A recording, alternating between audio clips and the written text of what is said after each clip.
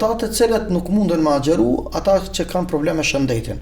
Ata të cilët kanë probleme me shëndetin, ata janë të liruar, por smundjet e tyre nëse janë kronike, ata janë të liruar në total, nuk kompenzohen, do të thotë me agjerim, nuk kërkohet kompenzimi i tyre me agjerim pas Ramazanit, por duhet të kompenzohen me atë kërkesën e cila na i thojmë ato fidjet, cila duhet të kompenzohet agjeruesi.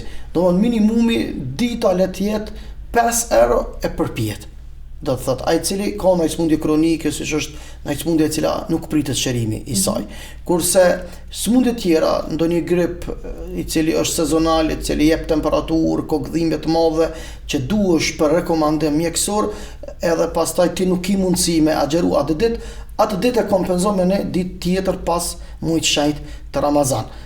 Gjithsesi lirohen nga agjerimi nëse nuk kanë mundësi me agjeru gratë shtatzane, gratë cilat janë në gjithdhënie, pastaj ata të cilët kanë ndonjë plagë e cila detyrimisht është dashur me bën gjatë ditëve të Ramazanit, edhe ato ditë pastaj i kompenzojnë. Me një fjali nuk lidhet agjerimi me moshë, por lidhet me mundësi shëndetësore. Se na kemi pleq që unë kam muezinin në xhamin time, Haxhi Muharremin, që e shfrytëzoj rastin me përshëndet për iktuit, i cili i posedon 88 pranvera, 88 vjet.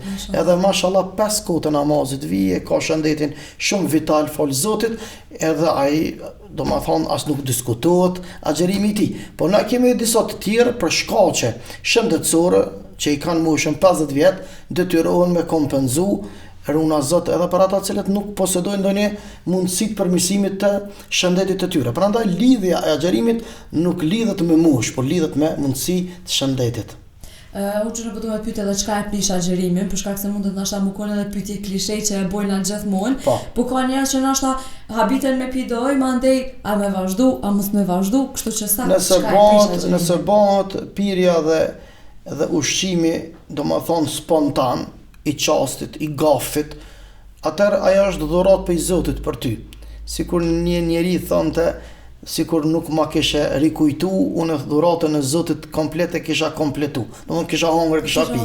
Për shkak se është nga harresa. Gjithçka që është për harrese, domthonë ajo ditë është agjerueshëm. Si të vjen mend ose ta të kujton dikush ta tërheq vërejtin ose ta rikujton se është agjerim, e lën. Edhe ti e vazhdon. Domthonë kjo është e qastit, e gafit, është nga harresa, agjerimi është i plot, madje thot Muhamedi alayhi salatu wasalam, agjeruesi i cili han edhe pin për nga harresa apo nga ngafi i qastit, e ka dhuratë prej Zotit, atij ku shumë fal. Ata cilët e prishin agjerimin, nëse han edhe pin me qëllim ose bojnë kontaktin tim me qëllim, ata do të thotë ditën asoj dite nuk kanë më mujt kur njëherë me kompenzun kuptimin emocional dhe shpirtëror, pastaj i cili e bën me qëllim është një dënim për ata dënim cilin Allahu e ka caktu e agjerimit, i cili duhet mu bë 60 ditë mas agjerimit, ditë plus atë ditën e cilin e ka prish nëse e ka bë me qëllim. Por nëse e ka bë pa qëllim, ajo diçka tjetër është. E kam fjalën pa qëllim prej harresës. Kohën e agjerimit prej syfyrit deri në iftar, sikur ushqimi, sikur pija, sikur kontakti intim legjitim është ndaluar. Pas iftarit deri në syfër kthehemi në normalitet. E për ta persona të hoqë për cilët për shembull pin alkool deri në natë para Ramazanit, edhe mandej prej nesër të fillojnë me agjeru. Mundësia ardh që ata pas bajramit mos me e përdor. Mundësia ardh që përderisa pas kanë mundësi këta njerëz me abstenu në kohë Ramazani, pse nuk kanë mundësi edhe 11 muaj të tjerë. Prandaj lypet mi mbledh forcat e besimit, forcat e një burrnie, edhe me bën jetë për hir të Allahut me elan. Të keqja nuk lihet nëse nuk bëhet për hir të Zotit. Nëse tavolin ja hjek njeriu alkoolin, e s'ka arrit me hjek nga zemra, aja zaventson prap. E insistimi jonë është që edhe i lutjet tona shkojnë për këta njerëz, për këta vëllezër tonë, cilët e kanë tepru me mëkate, Allahu xhalla xhelaluhu që ti pastroj edhe ti mësoj edhe ti edukoj. Për këtë arsye agjerimi është edhe muaji i edukimit, sepse në këtë muaj stërviten bindjet tona.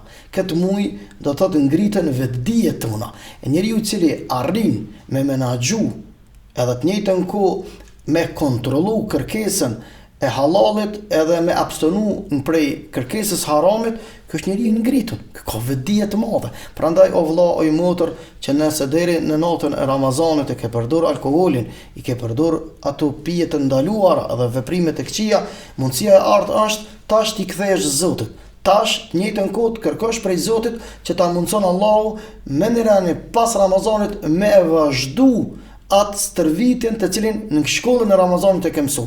Tash është mundësia ti me qëndru edhe me emër të Allahut Dhul Gjelal veç me ecë përpara edhe ki me pa dhe ki mu falenderu se ma mirë është ti me lanë se alkoholi me të lanë. Me të lanë ty. Sepse nëse ai të lën ty, atëherë ti i laj të dur për kësaj bote. E mundësia e artë është njeriu me e arrit me i lanë gjërat e ndëmshme cilat e pengojnë zhvillimin e shëndetit, e pengojnë mundësin e artë të arritjeve të tu, atë cilat i ka thonë Allahu Dhul Gjelal, por gjithmonë unë e kom thonë dhe prap ju thom njerëzve edhe në këtë medium, shfryzoj rastin me përsërit, bëni njët për hir të Zotit, kërkoni ndihmën e Allahut. Zoti Dhul Gjelal do ta ndihmoj, do ta zaventësoj, do ta kompenzoj. Pastaj ti vetë ki me pa sa i prapambetur ke qenë e sa i ngritun je ba se je lidh me Zotin krijuesin e gjithësisë. Zoti nuk e ka sjell këtë islam për më na ngarku jetën. Agjerimi nuk është barr, agjerimi është lehtësi, agjerimi është shkallë, agjerimi është shkollë. Pse pi përmeni shkallë, se do të mund ngrit, shkallët neve na ngritin lart më lart në mënyrë që ta kuptojmë realitetin e jetës tonë se kush jemi ne. Ne jemi me këmbës të Zotit në tokë. Zoti neve na ka sjell për një projekt madhështor për të afruar tek kënaqësia e tij. Kjo është sprovë, edhe na sprovon, por edhe na nderon me mësime dhe udhëzime dhe shtigjet e tij, të cilat na i ofron për ta tejkaluar çdo pengesë në jetën e kësaj bote. E në këtë botë e arrim me emrin e Allahut, me ndihmën e tij, në mënyrë që atje ka jena të shku dhe ku kena me shku dhe kur të parët tanë kanë shku, që të bashkohemi në jetën e përjetësisë, i cili është vatani i të gjithëve.